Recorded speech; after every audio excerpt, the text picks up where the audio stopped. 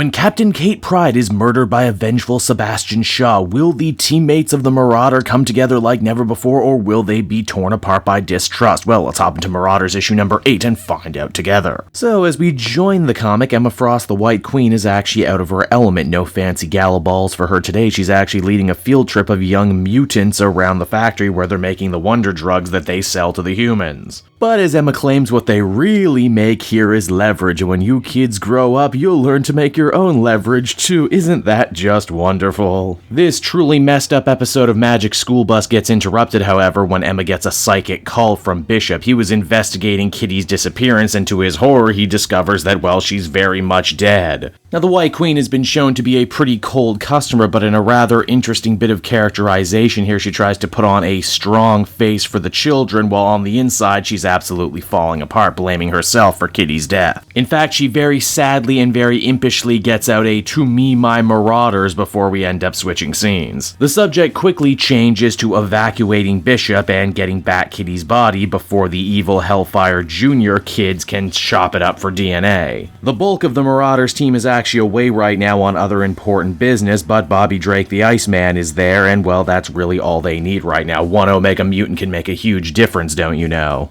Bishop does everything in his power to try and maintain his cover and even attempts to at one point commandeer a sub. It doesn't go too well, but luckily the cavalry is already on its way by that point. We're treated to a very creepy scene indeed, wherein a bunch of armed paramilitary types start getting frozen out by Iceman, and hey, just like when you really are suffering hypothermia in real life, one of the final stages is feeling like you're burning up, which in turn causes them to shred their fancy schmancy armor, and doing so making them even more susceptible to Iceman's Sub-Zero attack. Bobby is out for blood at the moment, and even though the mutants of Krakoa had sworn to take the life of no man, isn't eye for an eye the most human thing to do in this situation? Ultimately, it's Bishop in his role as, well, Red Bishop, who steps on in and talks Iceman down, saying that this isn't what Kitty wanted, and leaving them all with some uncurable third-degree frostburn is, a pretty decent punishment. The good guys manage to get Kitty's body back for all the good it will do them. After all, Kitty wasn't allowed into Krakoa for some reason. The island rejected her, and so they're not exactly sure if they can resurrect her like they do everyone else. Storm is especially distraught and angry for several reasons.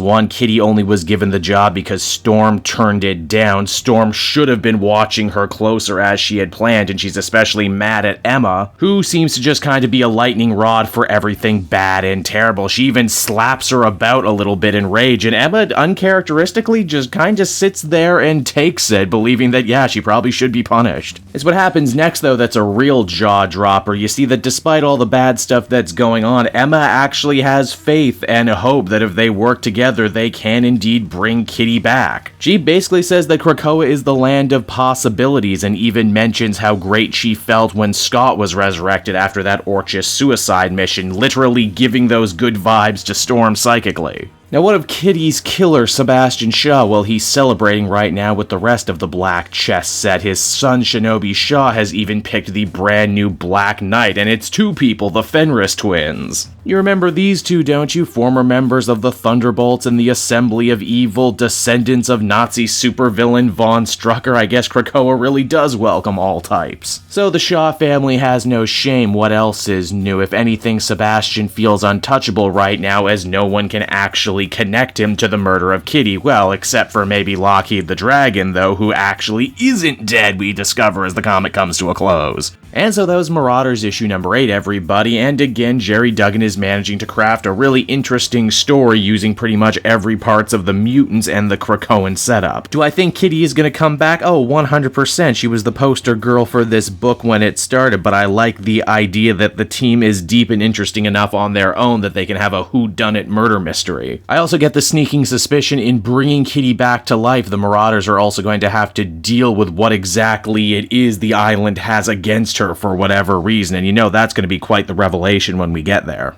This was also a really strong Emma Frost issue, too, showing that while she may be morally ambiguous at times, maybe a little self-centered and cold, she's not completely unfeeling. She has layers, don't you know? Overall, I think I feel comfortable giving this one another very positive 8 out of 10.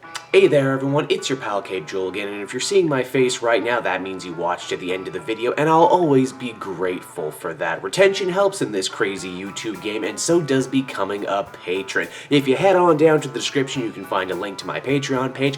Recently just redid all the tiers, a lot of cool stuff offering up there, exclusive commentaries, exclusive polls, behind the scenes concept art for Capes and Quest. That's the brand new D&D show I've started soon. Never been a better time to become a patron. You can become a patron for as little as $1 a month and help the channel grow and, help me continue to deliver content like what you just saw. So I want to thank you all, and I will see you again next time. Bye-bye.